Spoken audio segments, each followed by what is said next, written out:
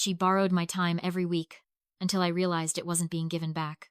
At first, I thought I was just being helpful.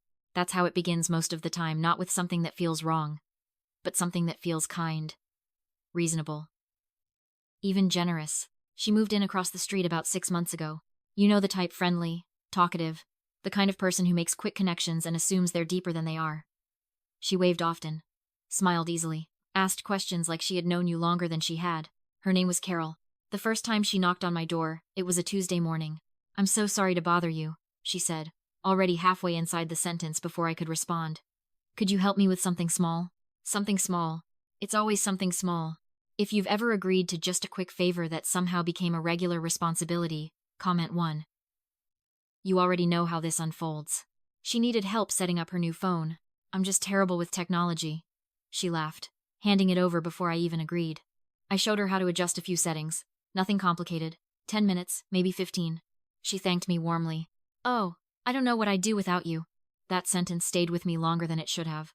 Because it wasn't appreciation. It was positioning. The next week, she came back. This time it was her email. "I must have done something wrong," she said. "Could you just take a look?"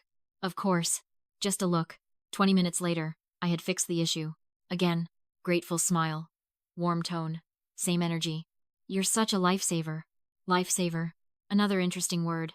By the third visit, she didn't knock as softly. By the fourth, she didn't apologize as much.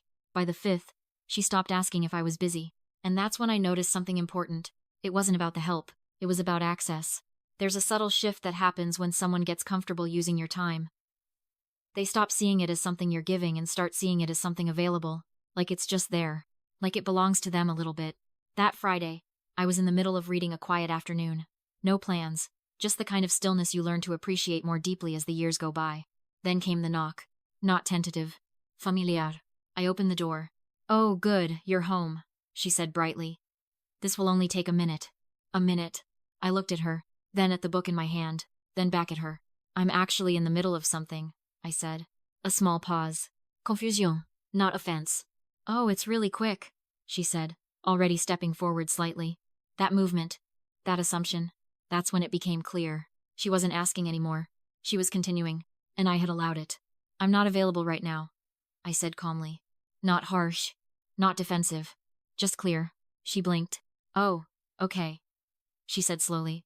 "Maybe later." There it was again. Later. Future access. Pre-approved. "I'm not sure," I said.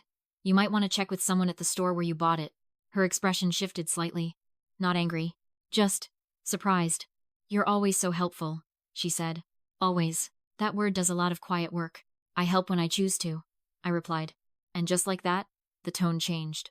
Not dramatically, but enough. If you're still reading, comment 1.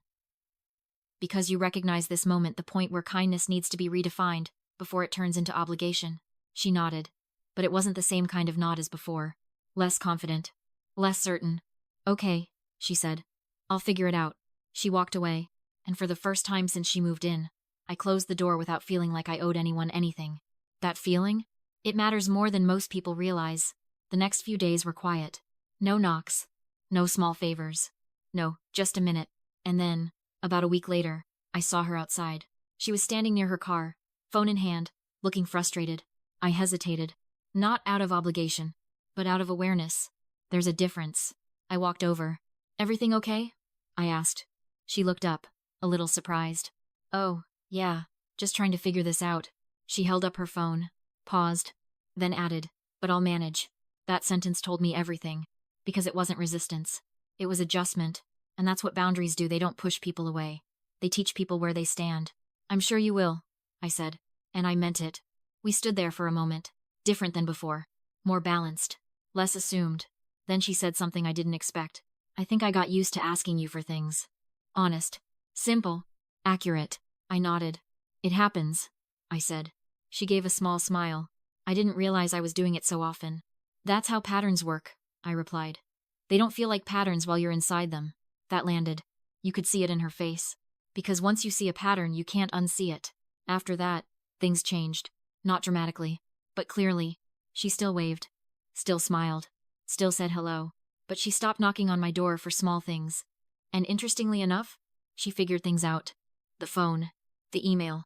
The little problems that once felt urgent. They were never really about capability. They were about convenience. And convenience has a way of attaching itself to the nearest willing person, until that person decides otherwise. Weeks later, she stopped me again. I fixed it myself, she said, holding up her phone with a small sense of pride. I smiled. I knew you would. And I did. Because most people are far more capable than they present themselves to be, especially when they no longer have someone quietly carrying the weight for them. That's the part we don't talk about enough. Helping isn't always helping. Sometimes, it's delaying someone else's growth, and sometimes, it's slowly taking something from you, your time, your energy, your peace, without either of you fully noticing. Until you do. And when you do, you get to decide. Not loudly, not dramatically, but clearly. This is my time. And that sentence, when said calmly and consistently, changes everything. So if you've ever felt like your kindness was slowly turning into expectation, if you've ever looked up and realized your time wasn't fully your own anymore, comment, because you understand. And once you understand, you start choosing differently.